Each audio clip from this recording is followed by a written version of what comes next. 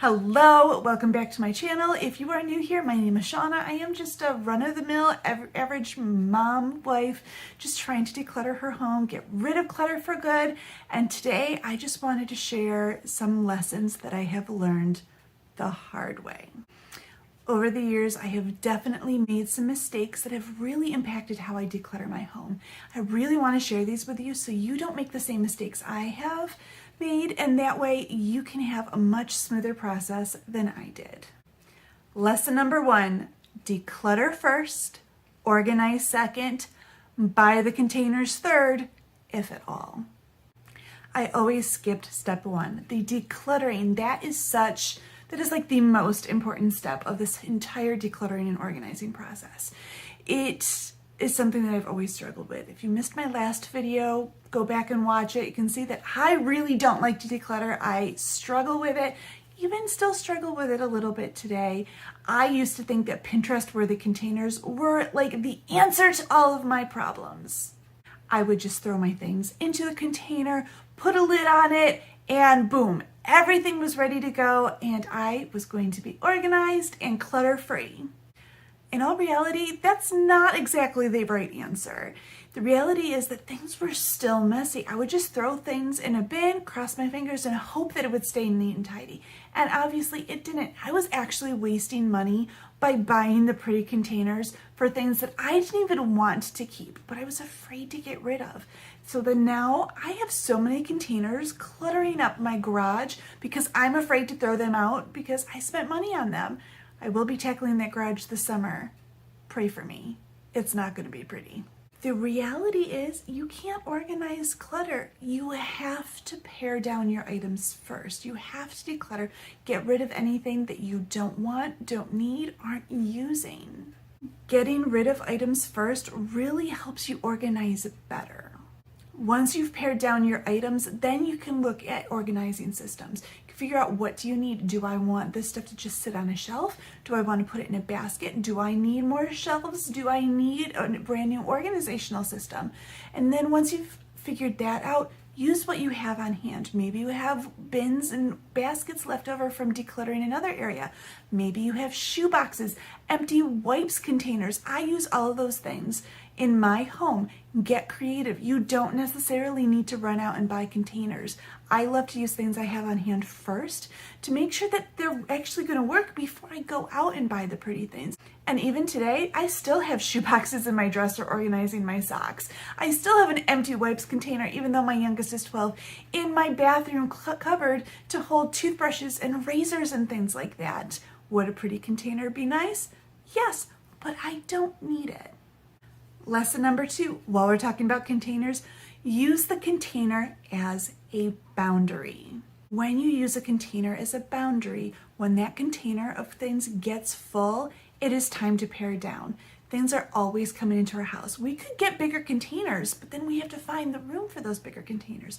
It makes more sense to buy a container that is manageable and makes sense for what you're trying to hold. When you have a container, and as more things come into our house, because things are continually coming into our homes, hence a clutter problem, the container is the boundary. If the container gets full, stop buying things, pare things down. It's much better to use a container as a boundary. And when you're buying a container or looking for a container, make sure you're not getting a really big container for everything.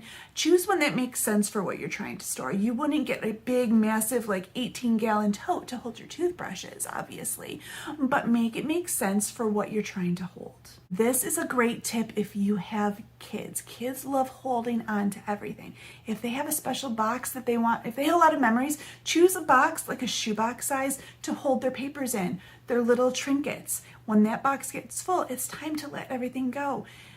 Pare it down a little bit. You know, if you've got dolls or cars, choose a nice size box, container, basket, whatever works for you. And then once it gets full, it's time to stop adding to the collection, or it's time to let things go. Something else that I've learned recently, probably like I heard this just a couple months ago. I don't even remember where I heard it, but remember that your home is a container as well. Whether it's a studio apartment, a sprawling home, or something in between, your home is a container. Don't overfill it. It is a boundary. Let things go. Lesson number 3, This one is a big struggle for me. Empty space is okay. I love the feeling of decluttering. I love having less to manage. I don't like the process of it necessarily, but when I declutter and I see empty drawers or an empty cupboard or even just half a shelf, like that hunter-gatherer kind of like, that's not even the right term, but like it kicks in. Like, I don't have enough things. I need to fill it with things. I can't let things go because I have to hold on to things. What if I need something? I don't have it because I have this empty space. Empty space is a good thing. It lets your items breathe. It helps you have peace, and it makes it easier to put things away because you're not trying to shove everything into a drawer anymore. I mean, who else? I mean, let me know in the comments. Have you ever like gone to put your laundry away, but your drawer is too full? And so you're just like, oh, well, there's no space. I'm just going to put my clothes on top of my dresser or on the chair or leave them in the basket. Totally guilty of that.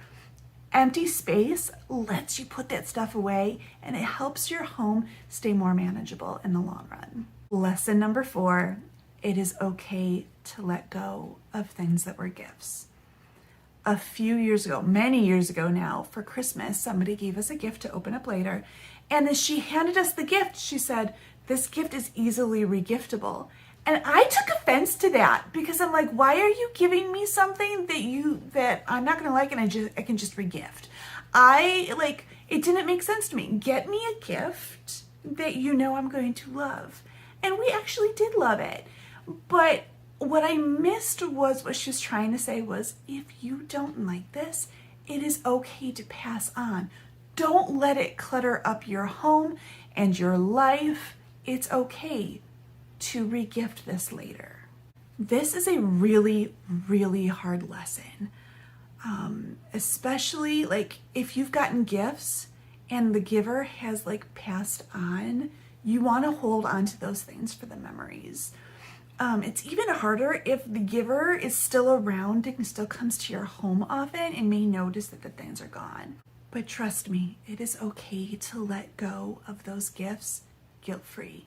You will still have the memories. If it's really important, take a picture of it, put it in a photo album, frame a picture of it with a picture of like the person that you were with to hang around your home. If it's that important to you, only keep the items that you truly love and are going to use and enjoy. Otherwise, it's just going to sit in a bin or be something else you have to move when you dust. It's okay to let those things go. Lesson number 5, decluttering takes time, but it doesn't have to take all day. When I first started decluttering, I thought I would have to give up an entire day, and I would. Like a Saturday, I would spend all day decluttering. And while I made really good progress in that time and felt like relief and would love to go visit that space, I was just tired. I would get burned out, and then I wouldn't want to go back and declutter again because remembering how I felt when I was done with the space. And then as soon as things would start getting messy again, I would get really angry because of all that time I wasted for what? My space was still messy. Baby steps are best.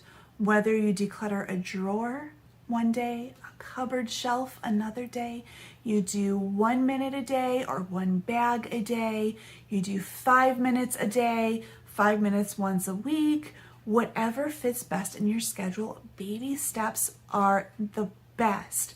They're manageable. You won't get burned down. More often than not, it'll motivate you to do even just a little bit more. That's why I like to set my timer for 5 minutes.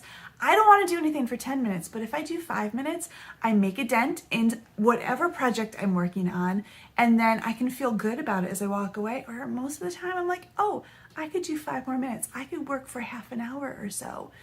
It's maintainable. You still get a lot done in that short amount of time. And it motivates you to keep building your decluttering muscles without dealing with burnout and being overwhelmed. Lesson number 6 is probably one of my favorite ones. Think of decluttering like an onion. If you have ever watched the movie Shrek, anytime I hear this, I think of Shrek because ogres are like onions. We have many layers. Decluttering is like that as well. So let's say you're working on a decluttering project, you're gonna do your kitchen. You go in, you're like, I'm gonna declutter it, whether it takes you a day, a week, whatever. You're gonna start working on your kitchen. You're gonna go through, you're gonna declutter all of your things, probably get rid of a lot of things. That is layer 1 of an onion. And then some point in the future, you're gonna go back and be like, you know what? I think I can get more done here. You go back again, get rid of more things, probably not as much as the first one. That's layer number 2, so it's a little bit smaller. And they're just gonna keep going back and going back and back until all of a sudden you're just like, oh, I found this one pot holder I can get rid of, or why do I still have this spoon? Or, oh, this bowl has no lid, or this lid is broken. I can get rid of this. It's like an onion. It's going to take many layers of decluttering. You're not going to get done in one day. It's going to take many trips back, whether it's many trips in a month, over time, once a year, whatever makes sense for you without getting burdened by the process, feeling overwhelmed, and getting burned out. This is a really important principle to keep in mind, because when you go through and you declutter the first time, I know I was definitely guilty of this. I'd be like, I'm done decluttering, I'm clutter free. Things still come into our homes, so things are still continually being added. It's really hard to go to a store and be like, oh, look at this cute set of plates, or this bowl, or ooh, this new gadget. We continually bring things into our home, so going back every once in a while to declutter is necessary. So think of it like an onion. It's okay to not get it right the first time and have to keep going back. It's very normal. I've been decluttering for years now. I still go back and redo my spaces often. I try to hit every space at least once a year, sometimes more depending on how the space is feeling, or if I'm noticing that it's not easily maintained, I know it's time to go back and declutter more. Lesson number 7. I did not know this was a thing, but find your organizing style. So decluttering is done. You're ready to organize. How is best for you to organize? I love baskets and bins. I love putting things in them, putting a lid on it. I don't want to see my clutter. I like empty spaces. Okay. I like clean spaces, like clean counters. I don't want piles of things. I don't want my stuff out. I don't necessarily like empty spaces, like I mentioned earlier, but I want it to look clutter-free. I like seeing my collections, like my plants back here, but I don't want to see a lot of things. It is visually overwhelming for me. But I always felt guilty by just being like, okay, this bin is for Christmas decorations, and just throw a Christmas decor item in there and close the lid. Or be like, oh, this is the medicines. Throw the medicines in a bin, put it in my kitchen cupboard on a high shelf. That's it. I felt guilty for that because I didn't feel like it was organized. Come to find out, that's my organizing style. I don't want to see my clutter. I want it tucked away. I just like to throw things in containers, throw a lid on it, put it away, big open categories. I don't like things like super narrowed down for the most part. And that's my organizing style. I am a ladybug. I don't want to see it. Big, broad categories. There's also a cricket, there's a bee, and there's a butterfly. Cass from Clutterbug came up with the system. It is brilliant. I will have a link down below for her channel, for the quiz. I no longer feel guilty for how I organize. It's okay to have things in big, broad categories. I don't have to be like, oh, this is the pain medication, this is the allergy and cold medication, this is kids medication. I don't have to do that. I can throw things in one container. When I go, hey, somebody needs medicine, I can just go to that bin and find it. It's okay. And that has been so freeing for me. And finally, lesson number 8, create systems to help you keep up with the work that you have done. It's really easy to declutter and then organize and then just be like, oh, I'm done. I have found that while that is very helpful and very necessary, I have to continually maintain it. And I want my job to be as easy as possible. So having a morning routine, an evening routine to help keep my home clutter-free is really important. In the mornings, I like to do about an hour's worth of chores. It's usually about 45 minutes. I work from home. It's really easy for me to do that, where I just reset the dishes. I do a chore or two a day to keep things looking tidy around my home. In the evening, I like to reset my kitchen. So when I get up in the mornings, my kitchen is clean and it is ready for me to start my day. I like to do some unwind things. I like to just do quick tidy. I schedule times during my day and during my week to go through the mail, to just take care of some papers.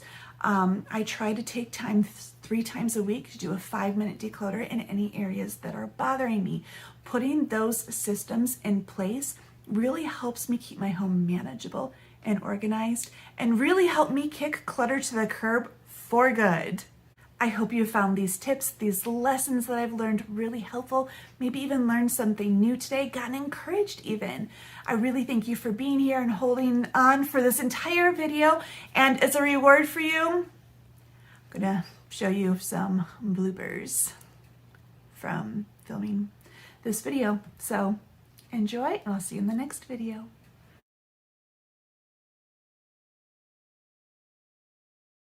Sense for what you're trying to hold, and then just like